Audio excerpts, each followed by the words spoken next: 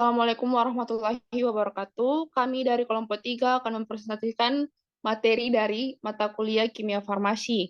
Materi yang akan kami jelaskan itu seputar spektrometri, jurnal spektrometri yang berjudul Kandungan fitosterol total dalam bahan obat dan ekstrak dari akar Acanthospermum hispidum oleh UVV spektrofotometri yang ditulis oleh Larissa DKK pada tahun 2013. Baik, langsung saja untuk pembahasan pertama akan dibacakan oleh Saudari Nilam Sari. Kepada Saudari dipersilahkan.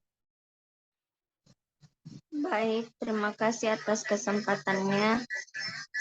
Pertama-tama saya akan menjelaskan mengenai pendahuluan.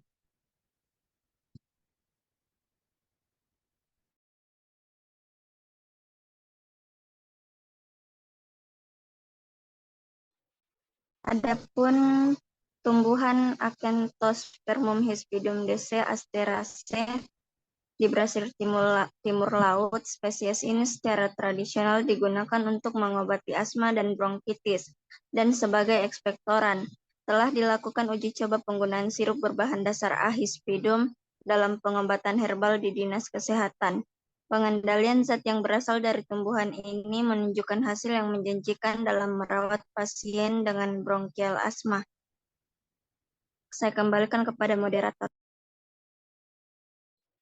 Baik, untuk pembahasan selanjutnya akan dijelaskan oleh Saudari Saputri. Kepada Saudari dipersilakan. Terima kasih atas kesempatannya. Di sini saya akan menjelaskan tentang metode kerja. Penelitian ini mengevaluasi kinerja uji spektrofotometri atau analisis eksperimental setelah penerapan reaksi Lieberman-Bouchard untuk mengukur kandungan total fitosterol dalam obat herbal dan ekstrak hydroterol dari akar hispidum. Bahan tanaman akar Acanthospermum hispidum DC Asteraceae adalah dikumpulkan di Olinda, Pernambuco, Brasil. Saya kembalikan ke moderator. Baik, untuk pembahasan berikutnya akan dijelaskan oleh Saudari Ersa. Kepada Saudari dipersilahkan. Baik, terima kasih atas kesempatannya. Nah, di sini saya akan tentang prosedur umum kandungan fitosterol dalam hidroetanolik ekstrak, di mana ekstrak hidroetanol 100 ml itu dikeringkan dengan reduksi tekanan pada 40 derajat Celcius. Kemudian residu disuspensikan kembali dalam 20 ml kloroform dengan volumenya yang disesuaikan menjadi 50 mili dengan jumlah yang sama dengan pelarut. Dan Aliquot SM dipindahkan ke 10 mili volumetrik labu dan 2 mili reaga LB ditambahkan. Kemudian volumenya yang tadi itu disesuaikan dengan kloroform dengan penyerapan diukur dengan ekspektrofotometer UP atau PIS selama 5 menit setelah penambahan reaga LB dan kloroform digunakan sebagai sampel. Baik, saya kembalikan kepada moderator. Baik, untuk pembahasan selanjutnya akan dijelaskan oleh Saudari Naila. Kepada Saudari dipersilahkan. Baik, terima kasih atas kesempatan yang diberikan. Di sini saya akan menjelaskan mengenai waktu reaksi, di mana menurut kinetika waktu reaksi untuk sampel dan standar absorbansi maksimum terjadi 5 menit setelah penambahan reagen, di mana pengaruh waktu reaksi terhadap respon dari metode adalah sampel dan untuk standar dari beta sitosterol dipelajari dengan melakukan reaksi kinetik. Kemudian menurut kinetika, waktu reaksi untuk sampel dan standar absorbansi minimum terjadi 5 menit setelah penambahan reagen. Data juga mengkonfirmasi adanya perilaku yang dipercepat oleh reaksi seperti yang dijelaskan oleh Moore dan Bowman, yang mungkin terjadi karena adanya konversi turunan asetat dari steroid setelah reaksi dengan reagen LB, serta adanya ketidakstabilan produk reaksi yang mengakibatkan penurunan absorbansi dibaca setelah 5 menit pertama. Di sisi lain, tinggi reproduktivitas metode memastikan bahwa jika penentuan dibuat tepat 5 menit setelah penambahan regen, respon metode ini tidak terpengaruh secara signifikan. Saya kembalikan ke moderator. Untuk pembahasan selanjutnya akan dijelaskan oleh kepada Saudari Ainia. Kepada Saudari dipersilakan.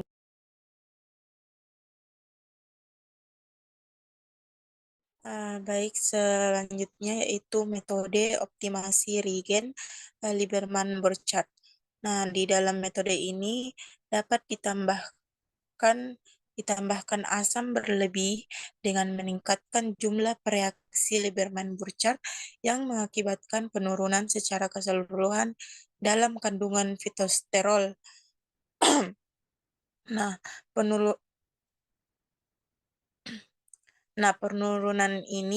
penurunan fitosterol dapat diamati setelah 2 mili regen Lieberman-Burchard.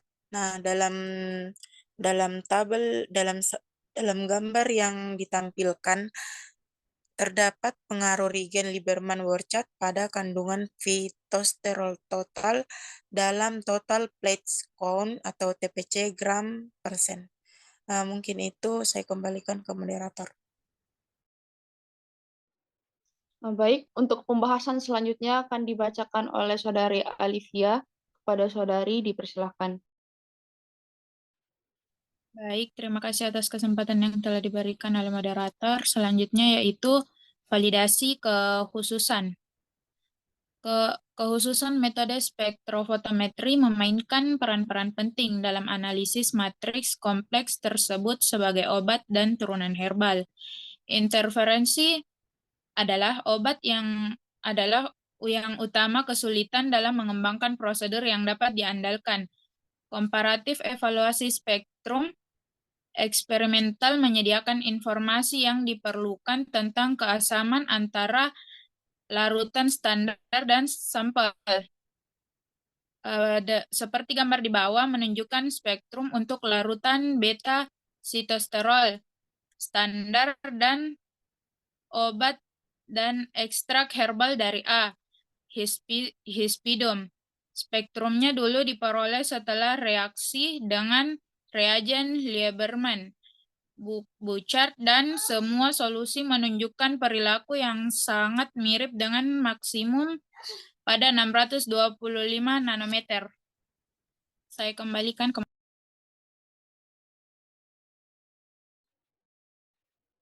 Baik, untuk pembahasan berikutnya akan dijelaskan oleh Saudari Melani. Kepada Saudari dipersilakan.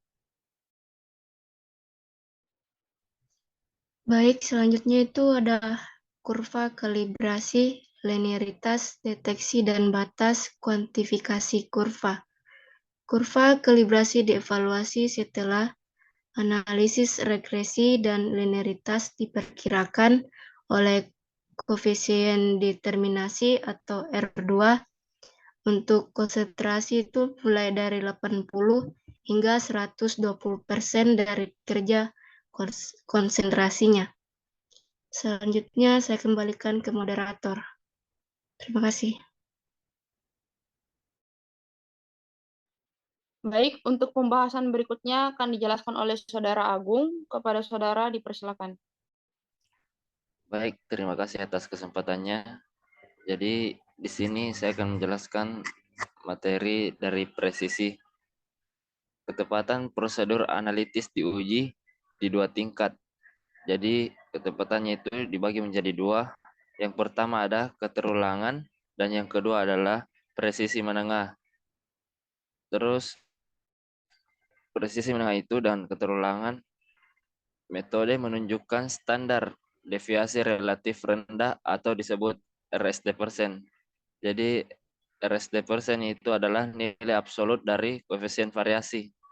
Hal ini sering dinyatakan sebagai persentase. Sebuah istilah serupa yang kadang-kadang digunakan adalah varians relatif yang merupakan kuadrat dari koefisien variasi.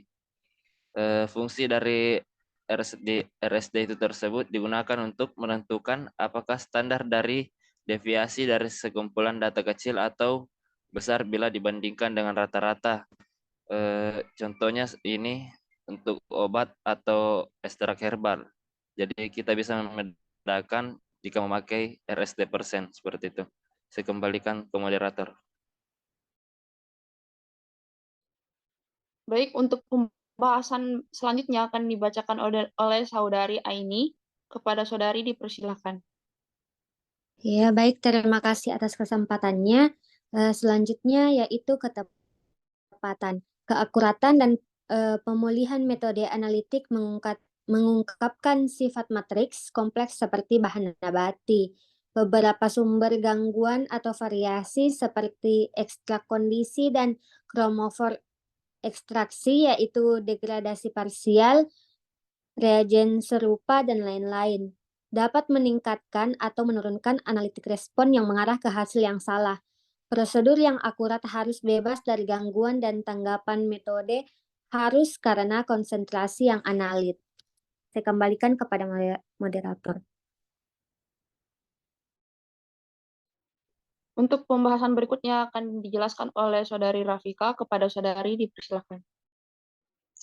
Baik, terima kasih atas kesempatannya. Saya akan melanjutkan materi ketepatan.